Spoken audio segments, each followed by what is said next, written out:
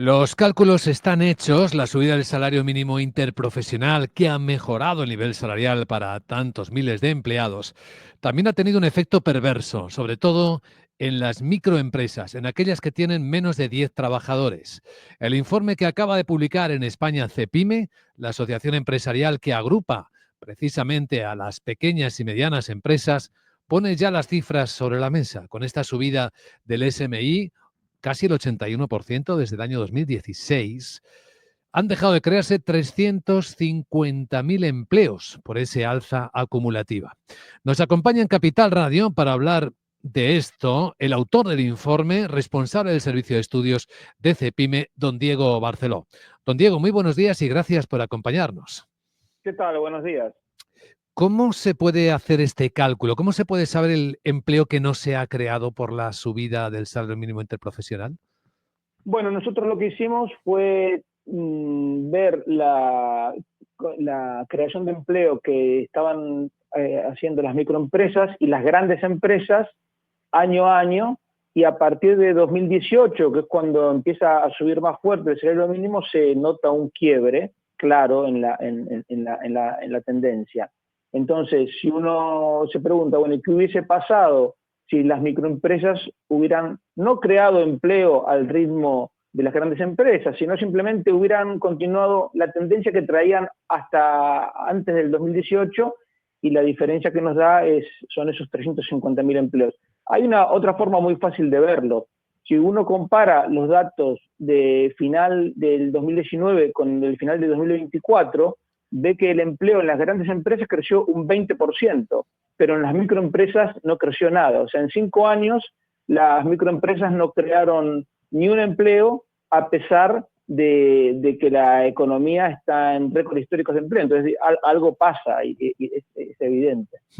Este informe pone de manifiesto o muestra, entre otras cosas, que este crecimiento del salario mínimo interprofesional en España sitúa al país prácticamente en el nivel más alto de la Unión Europea en relación a la evolución de la productividad, que es el elemento Claro. clave que deberíamos observar, ¿no?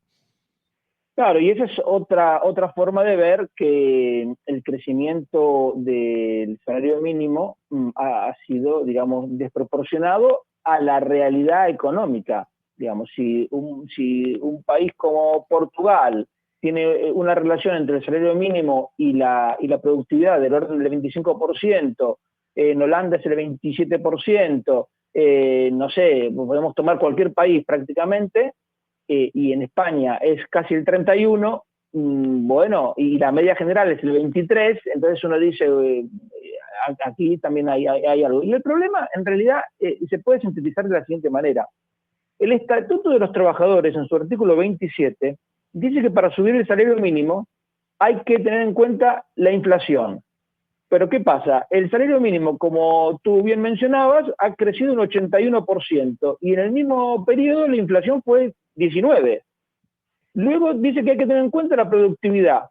Y como acabamos de decir, el salario mínimo creció un 81%, a pesar de que la productividad se redujo. Entonces, simplemente con esos datos uno se da cuenta de que no se está teniendo en cuenta lo que indica el Estatuto de los Trabajadores para esta materia. Hay algo que estamos destacando los medios de comunicación y sobre lo que deberíamos reflexionar, que el salario mínimo interprofesional esté rebasando ahora mismo en España el 60% de la remuneración media de jornada en 42 provincias y en 13 autonomías. ¿Qué significa a su juicio, don Diego? Bueno, una vez más, que el incremento decidido por el salario mínimo no es acorde a la realidad económica.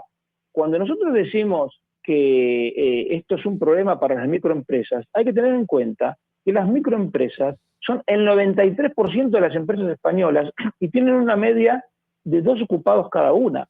Entonces, estamos viendo que esa es la realidad de la empresa española. Y además hay un problema, que la Comisión Asesora del Salario Mínimo toma como referencia de salario promedio de la economía el que surge de la encuesta de estructura salarial. Pero esa vara, digamos, no es representativa de la realidad de la microempresa por dos motivos. Primero, porque incluye conceptos que no forman parte de la realidad de la microempresa, como son los premios, por ejemplo, o los incentivos, las primas, etcétera. Y el otro es que no incluye al sector agropecuario. Y hay un 6% de asalariados de las microempresas que trabajan en el sector agropecuario. Si uno estima un salario promedio representativo para la microempresa, incluyendo el sector agropecuario, encuentra que el salario mínimo es más del 70%, casi el 74% del salario medio, ambos en términos netos. Y esto es especialmente grave en las provincias de lo que se llama la España vaciada, en Ávila, en Zamora, en Toledo es prácticamente el 80%, es insostenible.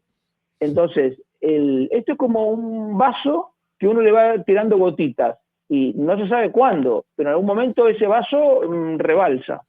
Uno de los aspectos más interesantes de este estudio es los efectos que provoca esto y que quizás no se tienen en cuenta, y es que cuando la subida del salario mínimo es muy superior a lo que cuestan los bienes de equipo para una microempresa, pues ¿qué ocurre? Pues que se apuesta más por la mecanización o por la automatización, ¿no? Se prescinde del puesto de trabajo.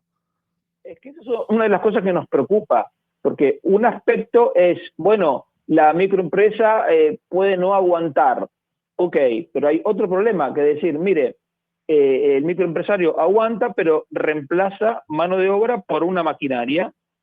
Entonces eso nos llevaría a que una parte de los parados se transformaría en parados estructurales. Si nosotros tenemos un índice base 100 para el 2013, el precio de los bienes de equipo ha subido un 15% más o menos. Y en cambio el salario mínimo ha subido un 75%. Entonces es una desproporción. O sea, la relación entre el salario mínimo y bienes de equipo ha subido más de un 40%. Entonces es una forma de estimular el reemplazo de mano de obra por maquinaria, que es precisamente lo opuesto a lo que necesita la economía española, que sigue teniendo la tasa de paro más alta de Europa. Este informe arroja desde luego luz sobre una gran pregunta y una buena parte del debate público sobre los efectos que ha tenido la subida del salario mínimo interprofesional. Vemos que las micropymes son las más vulnerables, pero si separamos el tejido empresarial, aunque este es el más abundante en la economía española, ¿en el resto podemos hablar de estos perjuicios o de beneficios, don Diego? Bueno, a ver, una persona que tiene poca formación, poca experiencia, típicamente los jóvenes, va a estar, tiene más complicado ahora conseguir trabajo que antes. Y cuanto más se suba el salario mínimo de manera ajena a lo que estipula el Estatuto de los Trabajadores, más difícil lo va a tener. Y eso es general, digamos. Además, en las empresas se está produciendo otro fenómeno perverso, que es el siguiente. Antes, entre una persona, un cargo que tenía un cierto nivel de responsabilidad y el que cobraba menos, había una diferencia a lo mejor de 200 o 300 euros. Ahora hay diferencias que no alcanzan los 100 euros mensuales. Entonces la persona que está teniendo responsabilidad dice, pero yo, ¿por qué me estoy teniendo una responsabilidad que con el que puedo tener problemas si al final termino ganando 50 euros más que uno que no tiene responsabilidad? Entonces quiero decir, se está generando un efecto de desincentivo, de desmotivación en parte de las plantillas. ¿Por qué? Porque la pirámide salarial se ha achatado. Antes, hace 10 años, quien cobraba, el grupo de gente que cobraba el salario mínimo era prácticamente marginal. Y ahora es un colectivo que está llegando prácticamente 2,5 millones de personas, que es una cifra muy significativa, porque estamos hablando prácticamente del 14% de los asalariados. Entonces, eso, digamos, es otra forma de ver que se ha ido demasiado lejos. Insisto, el problema no es subir el salario mínimo, el problema es hacerlo de una manera ajena, primero a la ley del Estatuto de los Trabajadores y segundo, ajena a la realidad económica de las microempresas y de las empresas en general. Muy oportuna esta lectura del Estatuto de los Trabajadores, referencia a la que se supone va incluida la actualización del salario mínimo interprofesional, que sigue estando, por cierto, en el centro del debate. Agradecemos esta aportación de valor a este trabajo realizado por el equipo de CEPIME, a su autor, Diego Barceló, responsable del Servicio de Estudios, que lo ha presentado hoy en primera persona aquí en Capital Radio. Gracias, don Diego, y buen día. Muy bien, muchas gracias a ustedes.